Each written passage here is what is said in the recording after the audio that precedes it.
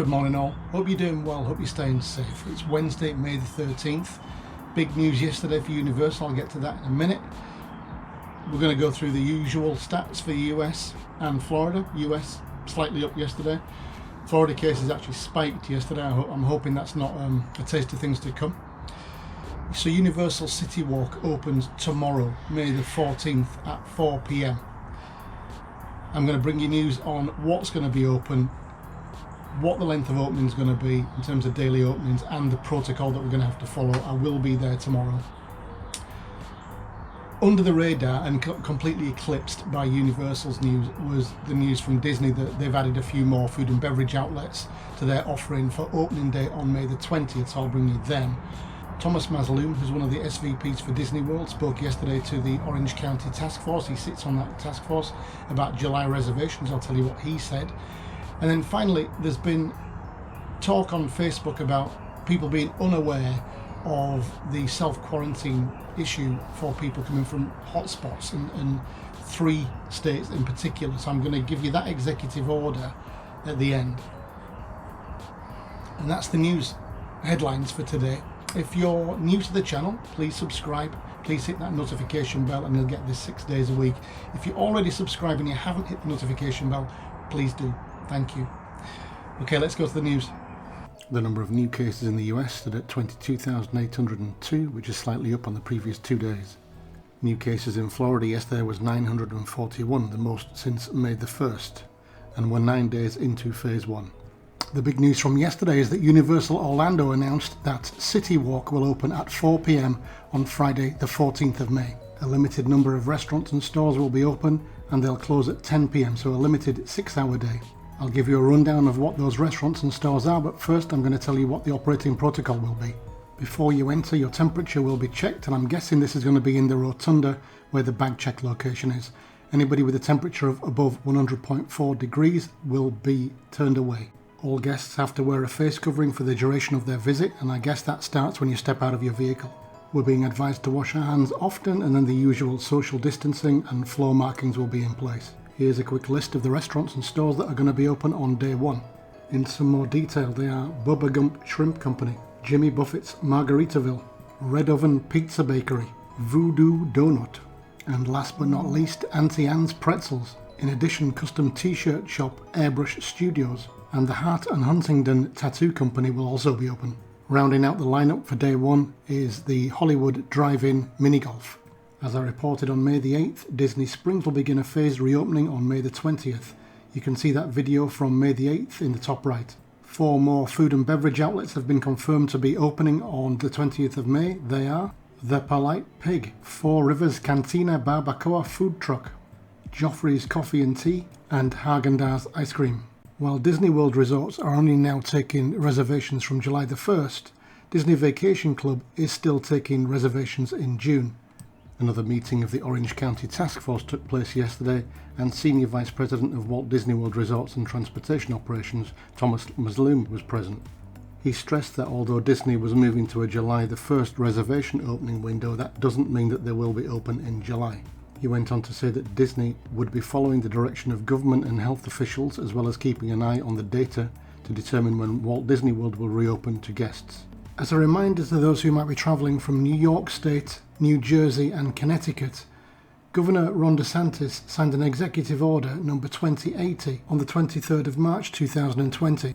This order requires that people travelling from those states and other areas with substantial community spread self-isolate for a period of 14 days once they enter Florida. As of May 13th, 2020, this order is still in effect. So US daily cases up slightly, but still trending down, so still good news I think overall. I hope that we're getting to that point now where we are trending down. I saw that Dr. Tony Fauci, who's actually self-quarantining because somebody else got the virus near him, he said yesterday in his testimony to the US Senate that he's hoping that we aren't opening too early and there's going to be a spike. So I'm hoping he's right. Florida cases did spike yesterday up to 900 odd from 300 something the previous day. That's not great news. We're 9 days now into our phase 1 opening. So, we could be into phase 2 in 5 days, but I think if we get another couple of days like this, the governor has to really think about doing that. So let's see what happens tomorrow and the next day.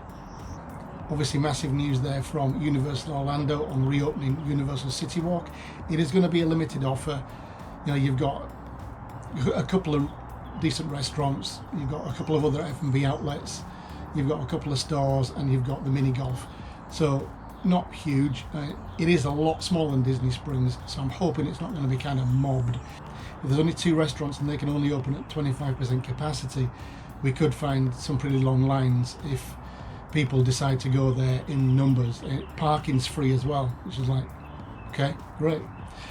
Never seen that before at Universal, but I'm really pleased it is. That would have been very cheeky to charge $26 to go and wander around Citywalk with 5 things open. So I will be there. I will take some footage. I'm hoping to go and eat in Bubba Gump's tomorrow, so I'll see if I can do that. I do have my Landry's number, so hopefully I can get to the front of the line there and get a table, but we'll see. I'll bring you that footage on Friday if we do get there. Thomas Mazloum then saying, yeah, just because it's July, we're taking July reservations, doesn't mean we're opening in July. I think that's a party line, that he's got to say that just in case something happens with the virus that means that they have to push back any opening that they were thinking of doing. I still think that July is definitely on for them and for Universal and for SeaWorld. Although Universal have said nothing, SeaWorld generally don't say anything at all. I don't know when we're going to hear from them, but I do firmly believe that July is a go for the parks. My reservation for June the 1st is still there. It's still in my Disney experience. I really do think it's Wednesday today. Wednesday's when they do cancellations on a rolling basis for a week. I do think they're going to cancel me today. If they do, I'll let you know tomorrow. If they don't, then we're still on for June the 1st, but I'm really thinking June the 1st isn't going to happen now. I don't know whether it's going to be further on in June. If it is, I'm going to miss it because they're not taking any more reservations. If it's July the 1st, as soon as they cancel me, I'm going to reserve my room for July the 1st. So I'll just keep a very close eye on what's going on there. And then this executive order from Ron DeSantis, people just seem to be completely unaware that if you're coming from New York, New Jersey or Connecticut, or it says any other hotspots, you are required to self-quarantine for 14 days when you arrive in Florida. So one of the reasons I haven't been traveling to New York for work, which I'm supposed to do once a month, is that when I get back, I have to self-quarantine for 14 days. So I can't do that. Many people seem to be unaware of this. It's not been widely publicised since it was issued in late March. So I've got that full executive order out there just so that people who need to see it can see it. Is there any law enforcement looking at you if you don't self-quarantine? Well, I don't believe so, but that doesn't mean you shouldn't self-quarantine. But with an opening maybe of, well, an opening for Disney Springs, if people are coming down just to go to Disney Springs or staying in one of the hotels that might be open, then they're supposed to self-quarantine for 14 days. If you're driving down, you're supposed to self-quarantine for 14 days. It's no different. Louisiana was another hotspot. You had to fill in paperwork if you were driving across the border from Louisiana. So that's just something else to consider. If you're looking at coming down here either this month or next month, now that EO is still in place, it hasn't been rescinded, it has to be rescinded, it's got an open-ended date on it. There is no end date. So that will have to be rescinded for people from hotspots and the tri-state area to come down here. So please just be aware.